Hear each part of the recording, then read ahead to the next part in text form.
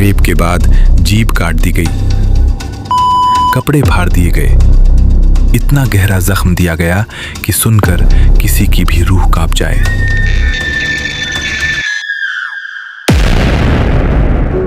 Hathras case, जिसने पूरे देश को झकझोर कर रख दिया। 14 सितंबर 2020 को हाथरस जिले के चंदपा गांव में एक दलित युवती के साथ गैंगरेप का मामला सामने आया था।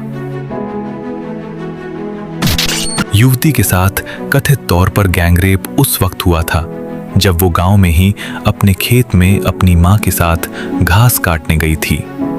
रेपिस्टों ने इस कदर हैवानियत और दरिंदगी दिखाई कि पूरा समाज शर्मसार हो गया। पीड़ित लड़की जो केवल 19 वर्ष की थी, उसका जीभ काट दिया गया और उसके साथ इतना ज्यादा क्रूर व्यवहार किया गया कि इंसान को अब इंसान कहने में भी शर्म आ जाए। इस घटना ने भारत की 8 करोड़ दलित महिलाओं द्वारा झेली जा रही व्यापक यौन हिंसा को उजागर किया, जो अपने पुरुष समकक्षों की तरह ही भारत की कठोर जाति व्यवस्था में सबसे निचले पायदान पर हैं। 2012 में दिल्ली में एक बस में 23 वर्षीय महिला के साथ हुए सामूहिक बलात्कार और हत्या के बाद से भारत में बलात्कार और यौन हिंसा का मुद्दा सुर्खियों में रहा है। इस घटना के बाद बड़े पैमाने पर विरोध प्रदर्शन हुए और देश के बलात्कार कानूनों में बदलाव किए गए, लेकिन महिलाओं और लड़कियों के खिलाफ अपराधों में कमी के कोई खास संकेत नहीं मिले हैं। पीड़ित लड़की की मां ने उस वक्त बताया था कि जब वो लड़की के पास पहुंची तो वह घायल थी और उसके कपड़े फटे हुए थे। बाद में लड़की की मां और बड़ा भाई उसे मोटरसाइकिल से चंदपा थाने लेकर गए थे और फिर उसे जिला अस्पताल ले जाया गया था, लेकिन वहां से उसे अलीगढ़ मेडिकल कॉलेज रेफर कर दिया गया।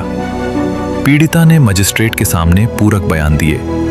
उसने संदीप, रवि, रामू और लवकुश को हमलावरों के रूप में नामित किया।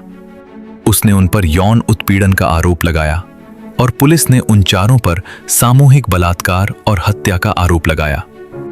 मेडिकल रिपोर्ट में बल प्रयोग के संकेत मिले, लेकिन डॉक्टरों ने यौन उत्पीड़न की पुष्टि के लिए फोरेंसिक रिपोर्ट का इंतजार किया।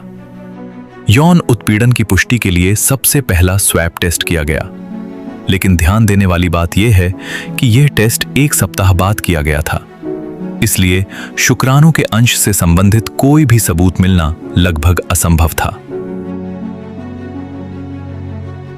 बाकी आरोपियों को भी गिरफ्तार कर लिया गया और पीड़िता की हालत बिगड़ने लगी। लड़की ने अलीगढ़ मेडिकल कॉलेज में होश में आने के बाद बयान दिया था, जिसके आधार पर उसके भाई ने गांव के ही संदीप ठाकुर के खिलाफ मुकदमा दर्ज कराया था।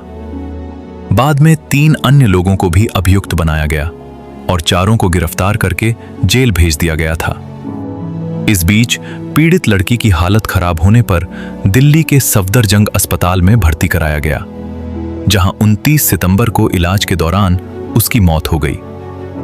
लड़की का शव हाथरस लाया गया तो पुलिस वालों ने बिना परिजनों की अनुमति के ही उसी रात शव का अंतिम संस्कार कर दिया था। परिजनों ने आरोप लगाया था कि यूपी पुलिस ने उन्हें अपनी बेटी का मुंह तक नहीं देखने दिया। पुलिस के इस कृत्य और घटना की वीभत्सता की तस्वीरें और वीडियो वायरल होने लगे तो जगह जगह विरोध प्रदर्शन शुरू हो गए। मामला बढ़ने पर राज्य सरकार ने एसपी और सीओ समेत 5 पुलिसकर्मियों को सस्पेंड कर दिया था। कई मानवाधिकार संगठनों ने भी राज्य पुलिस की भूमिका पर सवाल उठाए। मामले की जांच पहले यूपी पुलिस और फिर एसआईटी ने की, लेकिन बढ़ते आक्रोश और यूपी पुलिस की भूमिका को लेकर उठ रहे सवालों के बीच 11 अक्टूबर को मामले की जांच सीबीआई को सौंप दी गई। घटना के बाद ही पीड़ित परिवार को कई बार धमकियां मिलती रहीं, जिसके कारण उन्हें सुरक्षा दी गई। पीड़ित परिवार घटना के बाद से ही हर वक्त सीआरपीएफ की सुरक्षा के साए में रहे और जहां कहीं भी जाते तो सुरक्षा के साथ ही जाते। सीबीआई ने इस मामले में 104 लोगों को गवाह बनाया।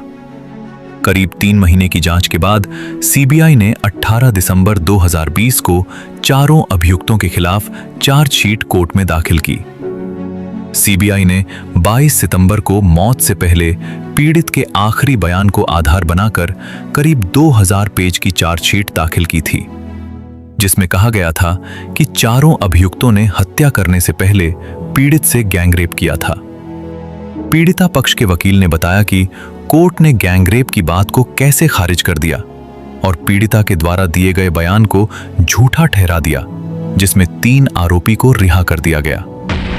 जब तक सिस्टम में भ्रष्टाचार रहेगा और मानव में मानवता का भावना नहीं आएगा, तब तक देश में ऐसे ही केस बढ़ते रहेंगे। दोस्तों, हम सभी लोग जो आज के नए यूथ हैं, हम लोगों को ही देश में होने वाले दरिंदगी को रोकने का जिम्मा लेना होगा। आप लोग ज्यादा से ज्यादा इस वीडियो को शेयर करें, जिससे लोगों में जागरूकता बढ़ेगी और इसके खिलाफ आवाज उठाएंगे।